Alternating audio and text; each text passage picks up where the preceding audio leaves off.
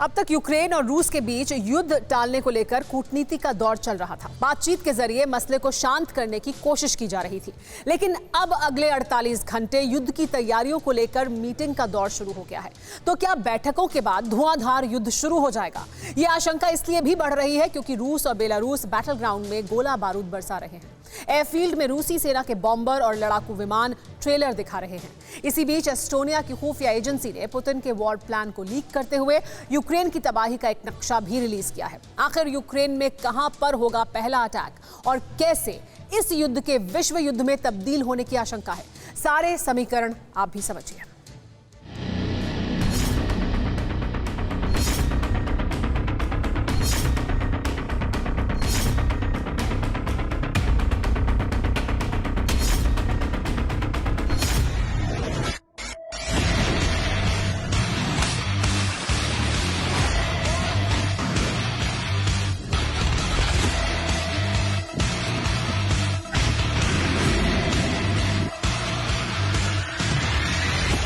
48 घंटे बाद धरती का एक इलाका बम, गोला, बारूद से दहल सकता है।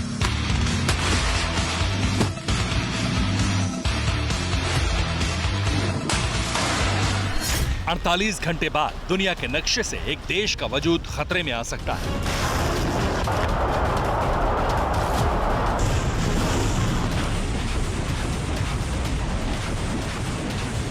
अड़तालीस घंटे बाद यूक्रेन क्राइसिस के चलते तीसरे विश्व युद्ध का आगाज हो सकता है।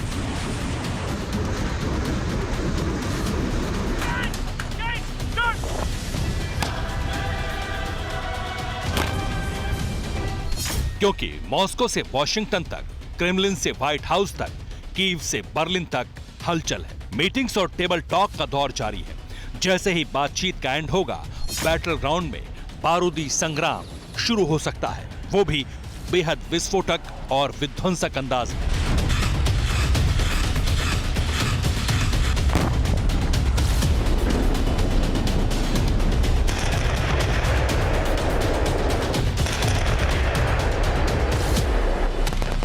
रशिया अगले 48 घंटे के अंदर यूक्रेन के ऊपर कहीं ना कहीं अटैक करेगा।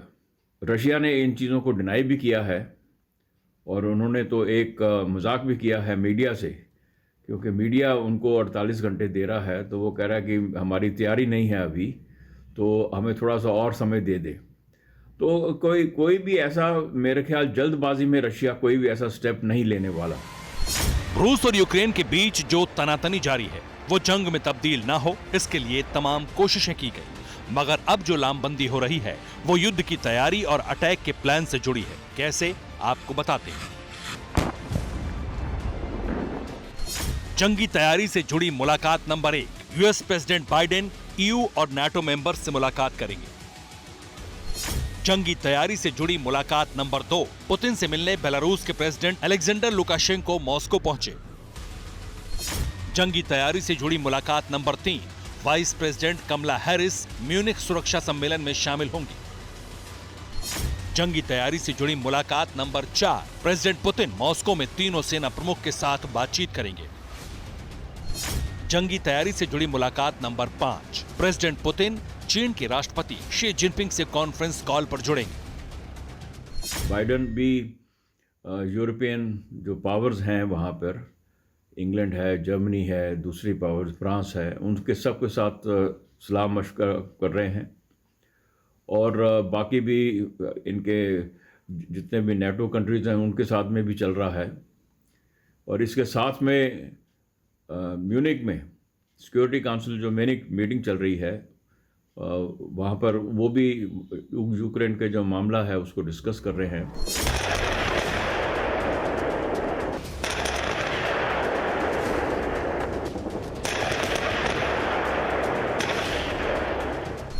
यानी अगले 2 दिन सिर्फ और सिर्फ रणनीति और अटैक प्लान से जुड़ी चर्चाएं होंगी। कैसे दुश्मन पर अटैक किया जाए, किन इलाकों को पहले टारगेट किया जाए, युद्ध में किन हथियारों का इस्तेमाल किया जाए, ये सारा प्लान अगले 48 घंटों में तैयार हो जाएगा। और जैसे ही 20 फरवरी को बीजिंग में ओलंपिक का समापन होगा, जैसे ही बर्लिन में म्यूनिख सुरक्षा सम्मेलन खत्म होगा, बस उसी वक्त यूक्रेन या रूस या फिर बेलारूस के इलाके में गोला बारूद बरस सकता है।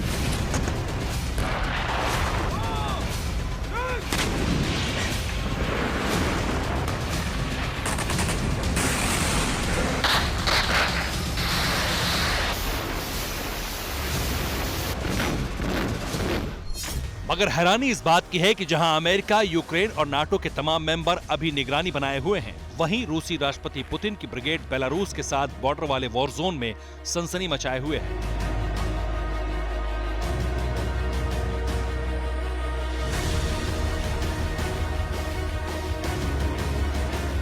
लगातार रूस और बेलारूस की सेना यूक्रेन से सटे तमाम बॉर्डर पर युद्धाभ्यास कर रही है। ताबड़तोड़ अंदाज में रॉकेट लॉन्चर और मिसाइलें चल रही हैं।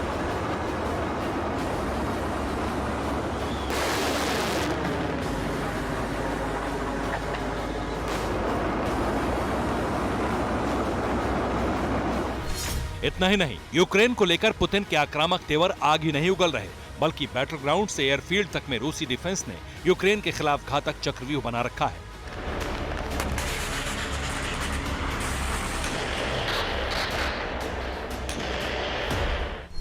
रूस और बेलारूस की विध्वंसक तैयारी नंबर 1, दोनों देशों ने स्ट्रेटेजिक मिसाइल ड्रिल को अंजाम दिया।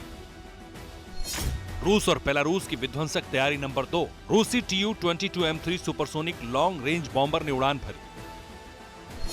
रूस और बेलारूस की विध्वंसक तैयारी नंबर 3, बेलारूस में Su-35S लड़ाकू विमान ने कॉम्बैट ऑपरेशन किया।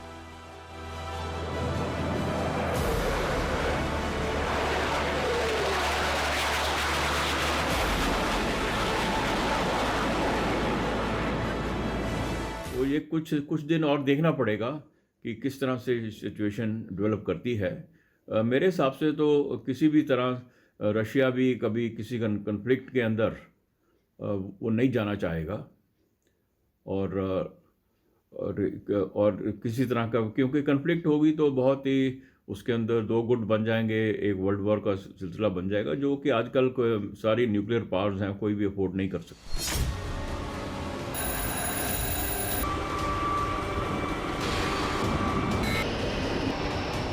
बर्फीले मैदान से लेकर खुले आसमान तक में रूस और बेलारूस के लड़ाके अपना दम दिखा रहे हैं, अपने हथियारों से कोहराम मचाते दिख रहे हैं।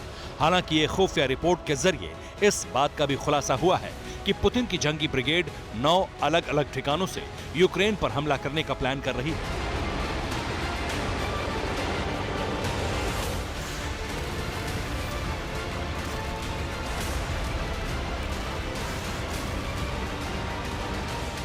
वैसे भी रूस ने यूक्रेन की 3 तरफ से घेराबंदी कर रखी है, मगर इसी बीच एस्टोनिया की खुफिया एजेंसी ने एक सनसनीखेज खुलासा किया है। वो ये कि अगर यूक्रेन पर रूस हमला करता है तो उसके टारगेट पर सबसे पहले कौन से इलाके होंगे। एस्टोनिया की खुफिया एजेंसी ने बाकायदा एक नक्शा जारी करते हुए इस जानकारी को दुनिया के सामने रखा है। रूस और बेलारूस 9 अलग अलग ठिकानों से यूक्रेन के उन शहरों को टारगेट करेंगे जहां पर यूक्रेन ने अपने आर्म्ड फोर्स का हेडक्वार्टर बना रखा है, जहां पर यूक्रेन ने अपनी वायुसेना का एयरबेस बना रखा है, जहां पर यूक्रेन के एयरक्राफ्ट की रिपेयरिंग फैक्ट्री है, जहां पर आर्मर्ड व्हीकल रिपेयर होते हैं। इतना ही नहीं, एस्टोनिया की खुफिया एजेंसी ने यह भी दावा किया है कि रूस और बेलारूस की सेनाएं यूक्रेन में मौजूद तमाम ऑयल रिफाइनरी और न्यूक्लियर पावर प्लांट्स को भी पहले निशाना बनाएंगे, ताकि यूक्रेन को पहले कमजोर किया जाए और फिर उससे तबाह किया जा सके। रशिया ने तो पूरे यूक्रेन बॉर्डर के साथ में 1 लाख से ऊपर ट्रुप्स एमास किए हुए हैं, तो कोई ज़रूरी नहीं है कि जहां पर वो एस्टोनिया उनकी इंटेलिजेंस बोल रही है वहीं पर अगर रूस कभी अगर हमला करता भी है तो ज़रूरी नहीं है कि वहाँ करेगा। तो ये तो एक किस्म का डिसेप्शन प्लान भी हो सकता है और उनके अपने उनके ऑब्जेक्टिव्स होंगे अगर उन्होंने कोई ऐसा कोई भी एंडेवर करना है रशिया ने। बट मेरे ख्याल से कोई ऐसी हालत होने वाली नहीं है।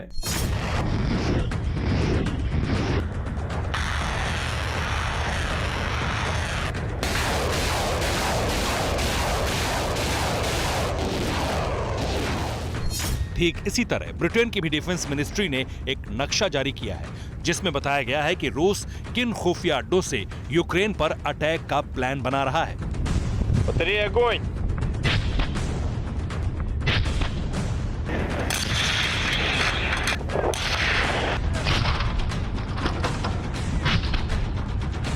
मतलब साफ है, अब हर हाल में युद्ध होगा, वो भी प्रचंड और विध्वंसक। पुतिन के तेवर से ये बात पहले ही जाहिर हो चुकी है। अब ये देखना होगा कि सुपर पावर अमेरिका, नाटो और यूक्रेन कैसे इसका सामना करते हैं, किस अंदाज में हमले का जवाब देते हैं, और कहीं ऐसा तो नहीं है कि ये युद्ध विश्व युद्ध में तब्दील हो जाए।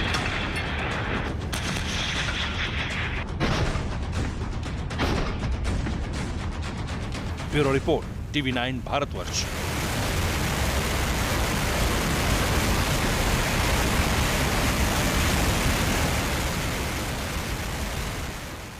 परवाह देश की, सोमवार से शुक्रवार रात 10 बजे TV9 भारतवर्ष पर।